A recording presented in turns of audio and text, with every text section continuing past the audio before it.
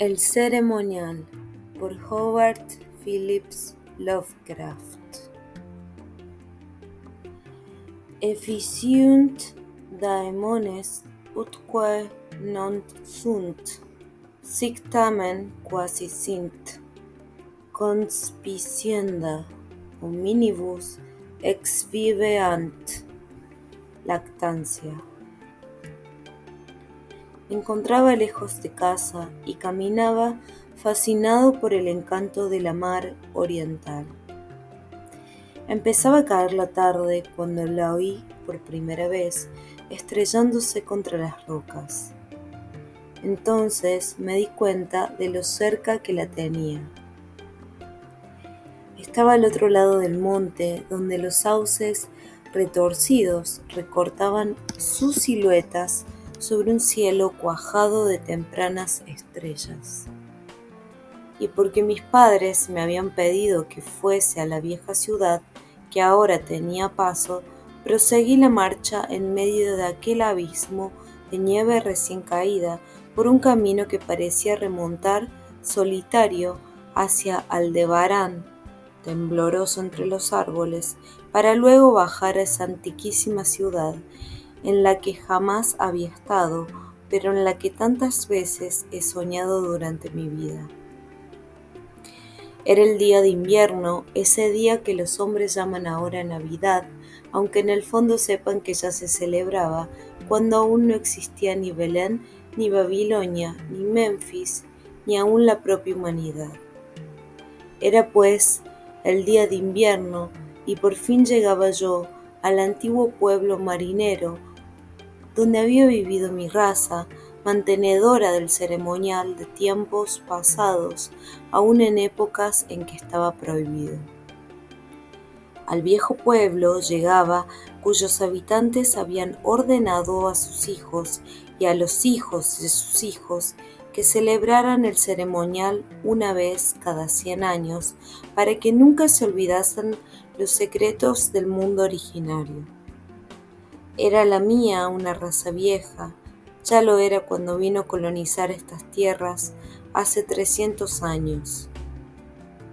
Y era la mía una gente extraña, gente solapada y furtiva, procedente de los insolentes jardines del sur, que hablaban otra lengua antes de aprender la de los pescadores de ojos azules. Y ahora estaba esparcida por el mundo y únicamente se reunía a compartir rituales y misterios que ningún otro viviente podría comprender. Yo era el único que regresaba aquella noche al viejo pueblo pesquero, como ordenaba la tradición, pues solo recuerdan el pobre y el solitario. Después, al coronar la cuesta del monte, dominé la vista de Kingsport, adormecido en el frío del anochecer, nevado, con sus vetustas veletas, sus campanarios, sus tejados y chimeneas, los muelles, los puentes, los sauces y cementerios, los interminables laberintos de calles abruptas, estrechas y retorcidas, serpenteaban hasta lo alto de la colina, donde se alzaba el centro de la ciudad, coronado por una iglesia extraña que el tiempo parecía no haber osado tocar. Una infinidad de casas coloniales se amontonaban en todos los sentidos y niveles, como las abigarradas construcciones de madera de algún niño. Las alas grises del tiempo parecían cernerse sobre los tejados y las nevadas buhardillas. Los faroles y las ventanas emitían en la oscuridad unos reflejos que iban a juntarse con Orión y las estrellas primordiales. Y la mar rompían incesante contra los muelles miserables aquella mar de la que emergiera nuestro pueblo en los viejos tiempos. Junto al camino, una vez arriba de la cuesta, había una colina yerma barrida por el viento. No tardé en ver que se trataba de un cementerio en donde las negras lápidas surgían de la nieve como las uñas destrozadas de un cadáver gigantesco. El camino sin huella alguna de tráfico estaba solitario. Únicamente me parecía oír de cuando en cuando unos crujidos como de una horca estremecida por el viento. En 1692 ahorcaron a 4 de mi raza por brujería. Una vez que la carretera comenzó a descender hacia la mar, presté atención por si oía el alegre bullicio de los pueblos anochecer, pero no oí nada. Entonces recordé la época en que estábamos y se me ocurrió que el viejo pueblo puritano conservaría tal vez costumbres navideñas extraídas para mí y que entonces estaría entregado a silenciosas oraciones. Así que abandoné mis esperanzas de oír el bullicio propio de estas fiestas, dejé de buscar viajeros con la mirada y seguí mi camino. Fui dejando atrás a uno y otro lado las silenciosas casas de campo con sus luces ya encendidas.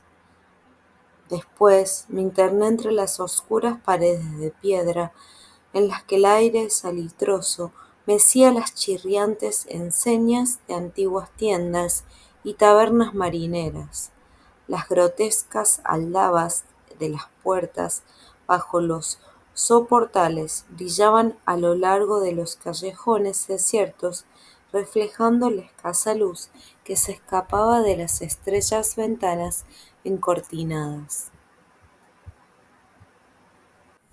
Traía conmigo el plano de la ciudad y sabía dónde se encontraba la casa de los míos. Se me había dicho que sería reconocido y que me darían acogida porque la tradición del pueblo posee una vida muy larga. De modo que apresuré el paso y entré en Back Street hasta llegar a Circle Court. Luego continué por Green Lane, única calle pavimentada de la ciudad que va a desembocar detrás del edificio del mercado. Aún servía el antiguo plano y no me tropecé con dificultades. Sin embargo, el Arkham me había mentido al decirme que había tranvías. Al menos yo no veía redes de cables aéreos por ninguna parte. En cuanto a los raíles, es posible que los ocultara la nieve. Me alegré de tener que caminar porque la ciudad revestida de blanco me había parecido muy hermosa desde el monte.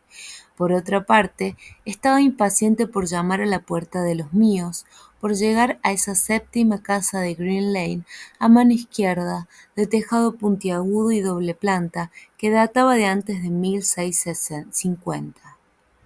Había luces en el interior y por lo que pude apreciar a través de la vidriera de rombos de la ventana, todo se conservaba tal y como debió de ser en aquellos tiempos. El piso superior se inclinaba por encima del estrecho callejón invadido de hierba y casi tocaba el edificio de enfrente, que también se inclinaba peligrosamente formando casi un túnel por donde caminaba yo. Los peldaños del umbral estaban enteramente limpios de nieve. No había aceras y muchas casas tenían la puerta muy por encima del nivel de la calle, llegándose hasta ella por un doble tramo de escaleras con barandilla de hierro. Era un escenario verdaderamente singular, acaso me pareció tan extraño por ser yo extranjero en Nueva Inglaterra. Pero me gustaba y aún me hubiera resultado más encantador si hubiera visto pisadas en la nieve, gentes en las calles y alguna ventana con las cortinillas descorridas. Al dar los golpes con aquella vieja aldaba de hierro, me sentí preso de una alarma repentina. Se despertó en mí cierto temor que fue tomando consistencia, debido tal vez a la rareza de mi estirpe, al frío de la noche o al silencio impresionante de la vieja ciudad de costumbres extrañas. Y cuando en respuesta a mi llamada se abrió la puerta con un chirrido quejumbroso, me estremecí de verdad, ya que no había oído pasos en el interior. Pero el susto pasó enseguida. El anciano que me atendió, vestido con traje de calle y en zapatillas, tenía un rostro afable que me ayudó a recuperar mi seguridad y aunque me dio a entender por señas que era mudo, escribió con un punzón en una tablilla de cera que traía una curiosa y antigua frase de bienvenida. Me señaló con un gesto una sala baja iluminada por velas. Tenía las pieza gruesas, tenía la pieza gruesas vigas de madera y recio y escaso mobiliario del siglo XVII. Aquí el pasado recobraba vida, no faltaba ningún detalle. Me llamaron la atención la chimenea de campana cavernosa y una rueca sobre la que una vieja ataviada con ropas holgadas y bonete de paño, de espaldas a mí, se inclinaba afanosa pese a la festividad del día. Reinaba una humedad indefinida en la estancia y por ello me extrañó que no tuvieran fuego encendido. Había un banco de alto respaldo colocado de cara a la fila de ventanas encortinadas de la izquierda y me pareció que había alguien sentado en él, aunque no estaba seguro. No me gustaba nada de lo que veía allí y nuevamente sentí temor. Y mi temor fue en aumento porque cuanto más miraba el rostro suave de aquel anciano, más repugnante me parecía su suavidad. No pestañeaba y su color era demasiado parecido al de la cera. Por último, llegué a la plena convicción de que aquello no era un rostro sino una máscara confeccionada con diabólica habilidad. Entonces sus flojas manos, curiosamente enguantadas, escribieron con pasmosa soltura en la tablilla, informándome de que yo debía esperar un rato antes de ser conducido al sitio donde se celebraría el ceremonial. Me señaló una silla, una mesa y un montón de libros y salió de la estancia. Al echar mano de los libros vi que se trataba de volúmenes muy antiguos y mohosos. Entre ellos estaban el viejo tratado sobre las maravillas de la naturaleza de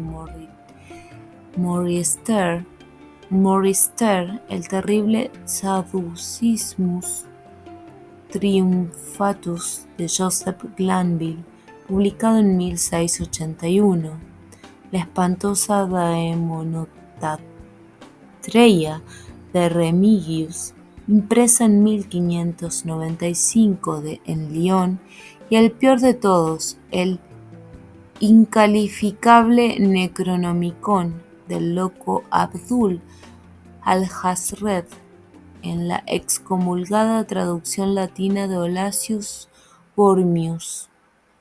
Era este un libro que jamás había tenido en mis manos, pero del cual había oído decir cosas monstruosas.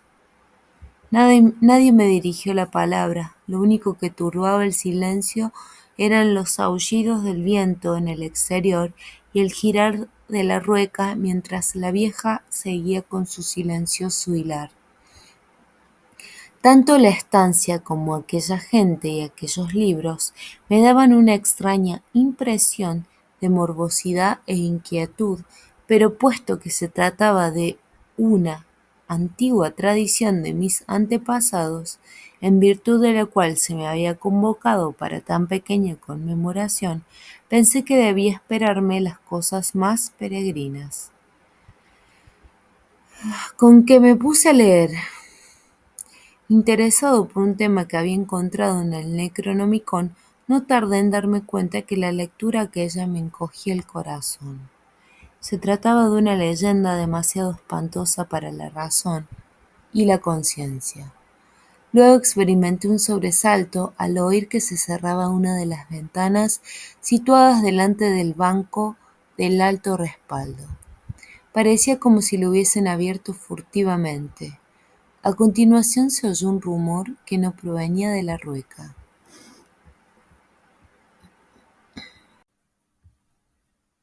Sin embargo, no pude distinguirlo bien porque la vieja trabajaba afanosamente y justo en aquel momento el vetusto reloj se puso a tocar. Después, la idea de que había personas en el banco se me fue de la cabeza y me sumí en la lectura hasta que regresó el anciano, con botas esta vez, vestido con holgados ropajes antiguos, y sentó en aquel mismo banco, de forma que no le pude ver ya. Era enervante aquella espera y el libro impío que tenía en mis manos me desazonaba más aún. Al dar las 11, el viejo se levantó, se acercó a un enorme cofre que había en un rincón y extrajo 2 capas con caperuza. Se puso una de ellas y con la otra envolvió a la vieja, que dejó de hilar en ese momento. Luego ambos le dirigieron hacia la puerta. La mujer arrastraba una pierna. El viejo, después de coger el mismísimo libro que había estado leyendo yo, me hizo una seria y se cubrió con la caperuza su rostro inmóvil o su máscara. Salimos a la tenebrosa y enmarañada red de callejuelas de aquella ciudad increíblemente antigua. A partir de ese momento, las luces se fueron apagando una a una tras las cortinas de las ventanas y Sitio contempló la muchedumbre de figuras encapuchadas que surgían en silencio de todas las puertas y formaban una monstruosa procesión a lo largo de la calle hasta más allá de las enseñas chirriantes de los edificios de tejados inmemoriales, de los de techumbre de paja y de las casas de ventanas adornadas con vidrieras de rombos. La procesión fue recorriendo callejones empinados, cuyas casas leprosas se recostaban unas contra otras o se derrumbaban juntas, y atravesó plazas y atrios de iglesias, y los faroles de las multitudes compusieron constelaciones vertiginosas y fantásticas. Yo caminaba junto a mis guías mudos en medio de una muchedumbre silenciosa. Iba empujado por codos que se me antojaban de una blandura sobrenatural, estrujado por barrigas y pechos anormalmente pulposos, y no obstante seguía sin ver un rostro ni oír una voz. Las columnas espectrales ascendían más y más por las interminables cuestas y todos se iban aglomerando a medida que se acercaban a los lóbregos callejones que desembocaban en la cumbre, centro de la ciudad, donde se elevaba una inmensa iglesia blanca. Ya la había visto antes, desde lo alto del camino, cuando me detuve a contemplar Kingsport en las últimas luces del atardecer, y me estremecí al imaginar que Aldebarán había temblado un instante por encima de su torre fantasmal. Había un espacio espejado alrededor de la iglesia. En parte era cementerio parroquial y en parte plaza medio pavimentada, flanqueada por unas casas enfermas de puntiagudos tejados y aleros vacilantes, donde el viento azotaba y barría la nieve. Los fuegos fatuos danzaban por encima de las tumbas, revelando un espeluznante espectáculo sin sombras. Más allá del cementerio, donde ya no había casas, pude contemplar de nuevo el parpadeo de las estrellas sobre el puerto. El pueblo era invisible en la oscuridad, solo de cuando en cuando se veía oscilar algún farol por las serpenteantes callejas, delatando algún retrasado que corría para alcanzar a la multitud, que ahora entraba silenciosa en el templo. Esperé que terminaran todos de cruzar el pórtico para que acabaran así los empujones. El viejo me tiró de la manga, pero yo estaba decidido a entrar el último. Cruzamos el umbral y nos adentramos en el templo rebosante y oscuro. Me volví para mirar hacia el exterior. La fosforescencia del cementerio parroquial derramaba un esplendor enfermizo sobre la plaza pavimentada. Y de pronto sentí un escalofrío. Aunque el viento había barrido la nieve, aún quedaban rodales sobre el mismo camino que conducía al pórtico. Y sobre aquella nieve, para asombro mío, no descubrí ni una sola huella de pies, ni siquiera de los míos. La iglesia apenas resultaba iluminada, a pesar de todas las luces que habían entrado, porque la mayor parte de la multitud había desaparecido.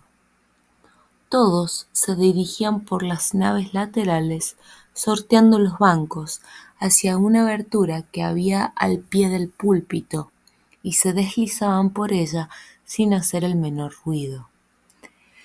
Avancé en silencio, me metí en la abertura y comencé a bajar por los gastados peldaños que conducían a una cripta oscura y sofocante. La cola sinuosa de la procesión era enorme. El verlos a todos rebullendo en el interior de aquel sepulcro venerable me pareció horrible de verdad.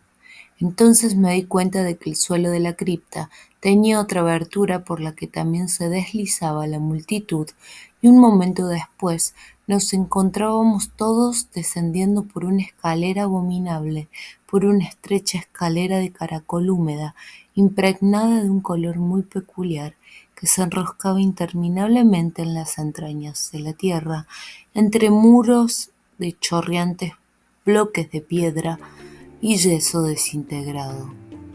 Era un descenso silencioso y horrible. Al cabo de muchísimo tiempo, observé que los peldaños ya no eran de piedra y argamasa, sino que estaban tallados en la roca viva. Lo que más me asombraba era que los miles de pies no produjeran ruido ni eco alguno.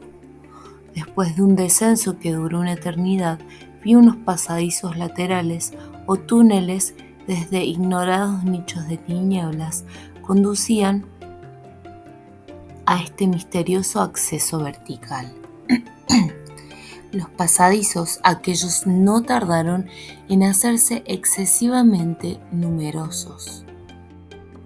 Eran como impías catacumbas de apariencia amenazadora, y el acre olor a descomposición que despedían fue aumentando hasta hacerse completamente insoportable. Seguramente habíamos bajado hasta la base de la montaría y quizás estábamos por debajo incluso del nivel de Kingsport. Me asustaba pensar en la antigüedad de aquella población infestada socavada por aquellos subterráneos corrompidos. Luego vi el cárdeno resplandor de una luz desmayada y oí el murmullo insidioso de las aguas tenebrosas. Sentí un nuevo escalofrío, no me gustaban las cosas que estaban sucediendo aquella noche. Ojalá que ningún antepasado mío hubiera exigido mi asistencia a un rito de ese género. En el momento en que los peldaños y los pasadizos se hicieron más amplios, hice otro descubrimiento. Percibí el doliente acento burlesco de una flauta y súbitamente se extendió ante mí el paisaje limitado de un mundo interior. Una inmensa costa fungosa iluminada por una columna de fuego verde y bañada por un vasto río oleaginoso que emanaba de unos abismos espantosos, insospechados, y corría a unirse con las cimas negras del océano inmemorial. Desfallecido, con la respiración agitada, contemplé aquel averno profano de leproso resplandor y aguas mucilaginosas. La muchedumbre encapuchada formó un semicírculo alrededor de la columna de fuego. Era el rito del invierno más antiguo que el género humano y destinado a sobrevivirle, el rito primordial que prometía solsticio y primavera después de las nieves, el rito de fuego, del eterno verdor, de la luz y de la música.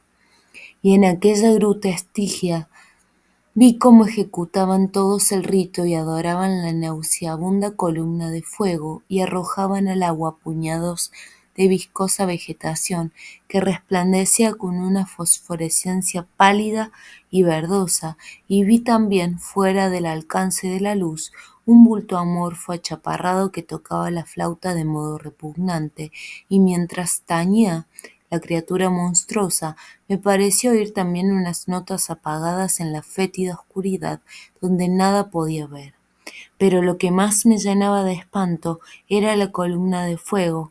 Brotaba como un surtido volcánico de las negras profundidades, no arrojaba sombras como una llama normal y bañaba las rocas salitrosas de un verdor sucio y venenoso. Toda aquella hirviente combustión no producía calor sino únicamente la viscosidad de la muerte y la corrupción. El hombre ya me había guiado, se escurrió ahora hasta el colocarse justo a la horrible llama y ejecutó unos rígidos ademanes rituales hacia el semicírculo que le miraba. En determinados momentos del ceremonial, los asistentes rindieron homenaje de acatamiento, especialmente cuando levantó por encima de su cabeza aquel detestable Necronomicon que llevaba consigo. Yo también tomé parte en todas las reverencias, puesto que había sido convocado a esta ceremonia de acuerdo con los escritos de mis antecesores. Después el viejo hizo una señal al que tocaba la flauta en la oscuridad. Este cambió su débil zumbido por un tono más audible, provocando con ello un horror inimaginable e inesperado. Faltó poco para que me desplomara sobre el limo de la tierra, traspasado por un espanto que no provenía de este mundo ni de ninguno, sino de los espacios enloquecedores que se abren entre las estrellas, en la negrura inconcebible, más allá del resplandor gangrenoso de la fría llama, en las tartáreas regiones a través de las cuales se retorcía aquel río oliginoso. Híbridos seres alados, extraño, insospechado, apareció danzando rítmicamente una horda de mansos híbridos seres alados que ningún ojo, ningún cerebro en su sano juicio ha podido contemplar jamás. No eran cuervos, ni topos, ni bujarros, ni hormigas, ni vampiros, ni seres humanos en descomposición. Eran algo que no consigo y no debo recordar. Daban altos saltos blandos y torpes, impulsándose a medias con sus pies palmeados y a medias con sus alas membranosas, y cuando llegaron hasta la muchedumbre de celebrantes, las figuras encapuchadas se agarraron a ellos, montaron horcajadas y se alejaron cabalgando unos tras otros a lo largo de aquel río tenebroso hacia unos pozos y galerías donde venenosos manantiales alimentaban el caudal tumultuoso y horrible de las negras cataratas. La vieja hilandera se había marchado con los demás y el viejo se había quedado, porque yo me negué a cabalgar sobre una de aquellas bestias como los otros. El flautista amorfo había desaparecido, pero dos de aquellas bestias permanecían allí pacientemente. Al resistirme a cabalgar, el viejo sacó su punzón y su tablilla y se comunicó por escrito que él era el verdadero delegado de aquellos antepasados míos que habían fundado el culto al invierno en este mismo venerable lugar, que había sido decretado que yo volviera allí y que faltaban por celebrarse los misterios más recónditos. Escribió todo esto en un estilo muy antiguo y aún dudaba yo cuando sacó de sus amplios ropajes un sello y un reloj con las armas de mi familia para probar que todo era según había dicho él. Pero la prueba era espantosa, porque yo sabía por ciertos documentos antiquísimos que aquel reloj había sido enterrado con el tatarabuelo de mi tatarabuelo en 1698.